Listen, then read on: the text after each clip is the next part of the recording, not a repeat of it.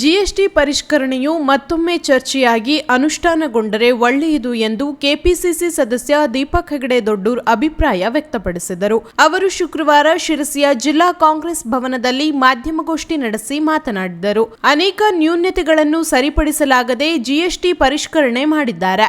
ಈ ಪರಿಷ್ಕರಣೆಯು ಸಾರ್ವಜನಿಕ ವಲಯದಲ್ಲಿ ಚರ್ಚೆಯಾಗಿ ಅನುಷ್ಠಾನಗೊಂಡರೆ ಒಳ್ಳೆಯದು ಎಂದರು.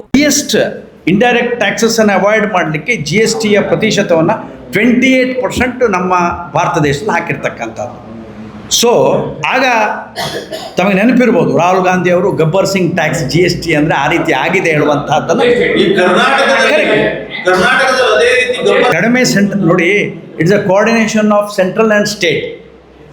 ಈಗ ನಾವೇ ಕಂಪೇರ್ ಮಾಡ್ತೇವೆ, ಗೋವಾದಲ್ಲಿ ಪೆಟ್ರೋಲ್ ಚೀಪ್ ಇದೆ, ಕರ್ನಾಟಕದಲ್ಲಿ ಜಾಸ್ತಿ. ನಾನು ಅದನ್ನೇ ಹೇಳ್ತಾ ಇದ್ದೇನೆ, ಅದನ್ನೇ ಬರ್ತೇನೆ. ಈಗ ವ್ಯಾಕ್ಯೂಮ್ ಏನು ಕ್ರಿಯೇಟ್ ಆಗ್ತದೆ ಒಮ್ಮೆಲ್ಲೇ. ಈಗ ನಿಮ್ದು 28% ಏನು ಇರೋವಂಥ ಗೂಡ್ಸ್ ಬೆಲೆಗಳನ್ನು, ಉದಾಹರಣೆಗೆ ನಾವು ಜನಸಾಮಾನ್ಯರು ಏನು ತಿಳ್ಕೊಳ್ತೇವೆ, 10 ರೂಪಾಯಿ ಸೋಪ್ ಇದೆ, ನಾಳೆ ನಮ್ಗೆ 7 ರೂಪಾಯಿಗೆ ಸಿಗ್ತದೆ ಅಂತ ತಿಳ್ಕೊಳ್ತೇವೆ. ಟ್ಯಾಕ್ಸ್ ಕಡಿಮೆ ಆಗಿದೆ, 10 ರೂಪಾಯಿ ಇದೆ, ಈಗ ಅದು 7 ರೂಪಾಯಿ ಹಾಕಿ ಸಿಗ್ಲಿಕ್ಕೆ ಆಗೋದಿಲ್ಲ ಅಂತ. ಈಗ ಕಾರಣ 1,000 ಕೋಟಿ ಇರ್ತಕ್ಕಂಥ ಕಲೆಕ್ಷನ್ ಇರ್ತಕ್ಕಂತಹ ಜಾರ್ಖಂಡಲ್ಲಿ ಈ ವ್ಯಾಕ್ಯೂಮ್ ಏನು ಕ್ರಿಯೇಟ್ ಆಗುತ್ತೆ. ಸರಿ, ಬರ್ತಾ ಇಲ್ಲ, ಕರೆಕ್ಟು, ಅದನ್ನು ನಾವು ಆಪಾದನೆ ಮಾಡಿರ್ತಕ್ಕಂಥದ್ದು ನಮ್ಮ ಪಕ್ಷದವ್ರು ಮಾಡಿದ್ದಾರೆ. ನಮಗೇನು ಪ್ರಮಾಣ ಬರಬೇಕಾಗಿತ್ತು, because almost 80% plus G S T collect ಆದ ಹಣ ನಮ್ಮ ರಾಜ್ಯಕ್ಕೆ ಬರ್ತಕ್ಕಂಥದ್ದು ಹಿಂದಿನ ಇದರಲ್ಲಿ ನಾವು ಬರ್ತಕ್ಕಂಥ ಹಿಂದೆ ಬೇರೆ ಬೇರೆ ಆಯಾಮ ಇತ್ತು. CGST ಬೇರೆ, IGST ಬೇರೆ, ಸೆಸ್ ಬೇರೆ, ವ್ಯಾಟ್ ಬೇರೆ, ಬಿಡಿ ಅದು ಆ ಪ್ರಮೇಯಗಳು ಬೇರೆಯೇ ಇತ್ತು.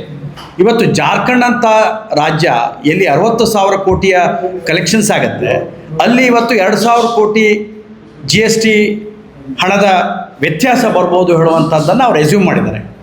ನಾವು ವರ್ಷಕ್ಕೆ ಮೋರ್ ದೆನ್ 1,60,000 ಕೋಟಿ GST ಅನ್ನು ನಾವು ಕಲೆಕ್ಟ್ ಮಾಡಿ ಕೊಡ್ತಕ್ಕಂಥದ್ದು.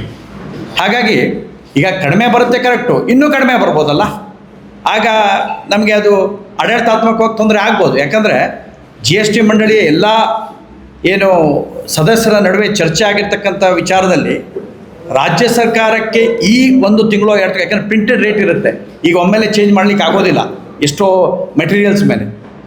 ಆ ಏನು ವ್ಯಾಕ್ಯೂಮ್ ಕ್ರಿಯೇಟ್ ಆಗಿದೆ, ಆ ವ್ಯಾಕ್ಯೂಮನ್ನು ಹೇಗೆ ಭರ್ಣ ಮಾಡಿಕೊಡ್ತೇವೆ ಹೇಳುವಂಥದ್ದು ಯಾವುದೇ ನಿಖರವಾದ ಯೋಜನೆ ಆಗಿಲ್ಲ ಹೇಳುವಂಥದ್ದು ನಾನು ಮಾಧ್ಯಮದ ಮುಖಾಂತರನೇ ತಿಳ್ಕೊಂಡಿದ್ದೇನೆ. ಸ್ಟೇಟ್ಗಳಿಗೆ, ಎಲ್ಲ ಸ್ಟೇಟ್ಗಳಿಗೆ, ಕರ್ನಾಟಕ ಅಂತ ಇಷ್ಟರೊಳಗೆ ನೀವು ಹೇಳ್ದಂಗೆ ಕಡಿಮೆ ಕೊಟ್ಟಿರ್ಬೋದು, ಇನ್ನೂ ಕಡಿಮೆ ಆಗ್ಬೋದು ಹೇಳುವಂಥ ಹೆದರಿಕೆ ನಮಗೆ. ಈಗ ಅಲ್ಲ, ಅವರು ಪ್ರತಿಪಾದಿಸಿರ್ಬೋದು, ಆದರೆ ನಿಖರವಾಗಿ ಸ್ಟೇಟಿಗೆ ಸಂಬಂಧಪಟ್ಟಂಥದ್ದು ಯಾವುದೂ ಇನ್ನೂ ಉಲ್ಲೇಖ ಆಗಿಲ್ಲ. ಗೊತ್ತಿಲ್ಲ, ಇನ್ನೊಂದು ತಿಂಗಳ 2 ತಿಂಗಳು ಅದು ಗೊತ್ತಿಲ್ಲ. ನಾನು ತಮ್ಮ ಮಾಧ್ಯಮದ ಮುಖಾಂತರನೇ ನಿನ್ನೆ ಅವರ GST ಮಂಡಳಿಯ ಏನು ಪ್ರೆಸ್ ರಿಲೀಸನ್ನೇ ನಾನು ಹೇಳ್ತಾ ಇರೋದು. ಈ ಬಾರಿ ಬಾನು ಮುಷ್ತಾಕ್ ಅವರನ್ನು ದಸರಾ ಉದ್ಘಾಟನೆಗೆ ಮುಖ್ಯಮಂತ್ರಿಗಳು ಆಯ್ಕೆ ಮಾಡಿದ್ದಾರೆ. ಇದರಲ್ಲೂ ಜಾತಿ ಧರ್ಮವನ್ನು ತರುವ ಕೆಲಸ ಬಿಜೆಪಿ ಮಾಡುತ್ತಿದೆ. 21ನೇ ಶತಮಾನದಲ್ಲಿ ಅಭಿವೃದ್ಧಿಯನ್ನು ಬಯಸುತ್ತಾ ಸಂಕುಚಿತ ಭಾವನೆಯಿಂದ ಹೊರಬಂದು ರಾಷ್ಟ್ರದ ನಿರ್ಮಾಣ ಮಾಡಬೇಕು. ಸಮಾಜವನ್ನು ಬೇರೆ ದಿಕ್ಕಿಗೆ ಎಳೆಯುವ ಪ್ರಯತ್ನವನ್ನು ಬಿಜೆಪಿ ಬಿಡಬೇಕು ಎಂದರು. ಹಾಗೆ ಇವತ್ತು ನಾವು ನೋಡ್ತಾ ಇದ್ದೇವೆ, ರಾಜ್ಯ ಸರ್ಕಾರ ಕಳೆದ ಅನೇಕ ವರ್ಷಗಳಿಂದ ನಾಡಹಬ್ಬವನ್ನು ಆಚರಿಸ್ಕೊಳ್ತಾ ಬಂದಿರತಕ್ಕಂಥದ್ದು ಒಂದು ಸರ್ಕಾರದ ಕಾರ್ಯಕ್ರಮವಾಗಿ ಅದು ಆಗ್ತಾ ಬಂದಿರತಕ್ಕಂಥದ್ದು. ಇವತ್ತು ಬಾನು ಮುಷ್ತಾಕ್ ಅವರು ಬಹಳ ಸಾಹಿತ್ಯಕ್ಕೆ ಅಂತಾರಾಷ್ಟ್ರೀಯ ಮಟ್ಟದ ಪ್ರಶಸ್ತಿಯನ್ನು ಕೂಡ ತಂದಿರತಕ್ಕಂಥದ್ದು. ಯಾವುದೇ ಪಕ್ಷಗಳಿರ್ಬೋದು,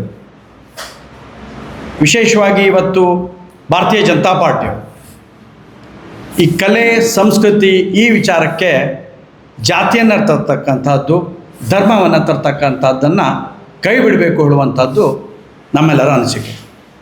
ಈ ಹಿಂದೆ 2017ರಲ್ಲಿ ನಾವು ನಿಸಾರ್ ಅಹಮದ್ ಖಾನ್ ಅವ್ರನ್ನ ಉದ್ಘಾಟಕರಾಗಿ ನಾವು ಆಹ್ವಾನ ಮಾಡಿರ್ತಕ್ಕಂಥ ಉದಾಹರಣೆಗಳಿವೆ.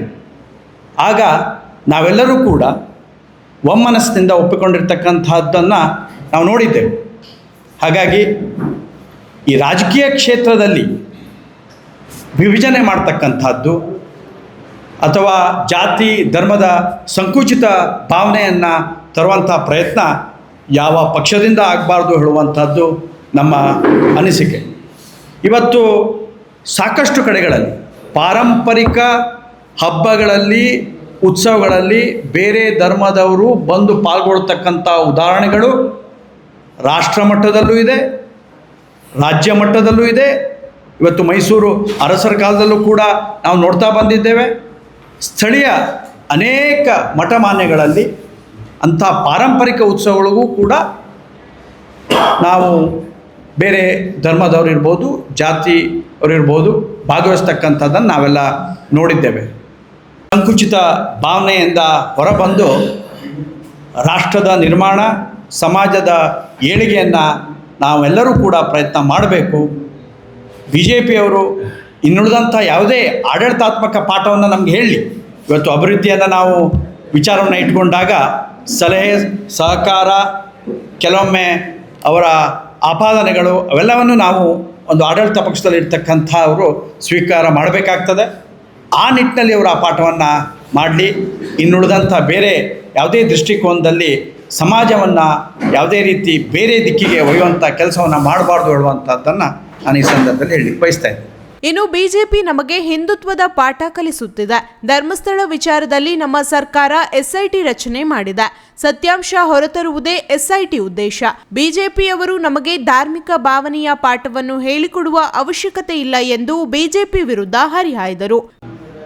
ರಾಜಕಾರಣವನ್ನು ಯಾವ ಪಕ್ಷದವರು ಈ ವಿಚಾರದಲ್ಲಿ ಮಾಡಬಾರ್ದು. ಕಾರಣ ಪೂಜ್ಯ ಧರ್ಮಾಧಿಕಾರಿಗಳೇ ಇದನ್ನು ಆಕ್ಸೆಪ್ಟ್ ಮಾಡಿರ್ತಕ್ಕಂಥದ್ದು, ಸ್ವಾಗತ ಮಾಡಿರ್ತಕ್ಕಂಥ ಉದಾಹರಣೆ ಇರುವಂಥದ್ದು ನಮ್ಮ ಮುಂದೆ. ಹಾಗಾಗಿ ಈ ವಿಚಾರದಲ್ಲಿ ಯಾವುದೇ ರೀತಿಯಾದಂಥ ಗೊಂದಲವನ್ನು ಮೂಡಿಸುವಂಥದ್ದು ಅಥವಾ ಧಾರ್ಮಿಕ ಭಾವನೆಯ ಪಾಠವನ್ನು ನಮಗೆ ಹೇಳ್ಕೊಡ್ತಕ್ಕಂಥ ಅವಶ್ಯಕತೆ ಇಲ್ಲ ಹೇಳುವಂಥದ್ದು ನಮ್ಮೆಲ್ಲರ ಅಭಿಪ್ರಾಯ. ಇವತ್ತು ಮಾಧ್ಯಮದ ಎದುರಿಗೆ ಇರ್ಬೋದು, ಸಾಮಾಜಿಕ ಜಾಲತಾಣಗಳಲ್ಲಿ ಪ್ರಚೋದನೆ ಮಾಡ್ತಕ್ಕಂಥ ಇರೋರು ಹಾಗಾದರೆ ಯಾವ ಪಕ್ಷಕ್ಕೆ ಸೇರಿದವರು? ಇವತ್ತು ಇರ್ಬೋದು, ಇವತ್ತು ಯಾವ ಮೂಲದಿಂದ ಬಂದಂಥವ್ರು?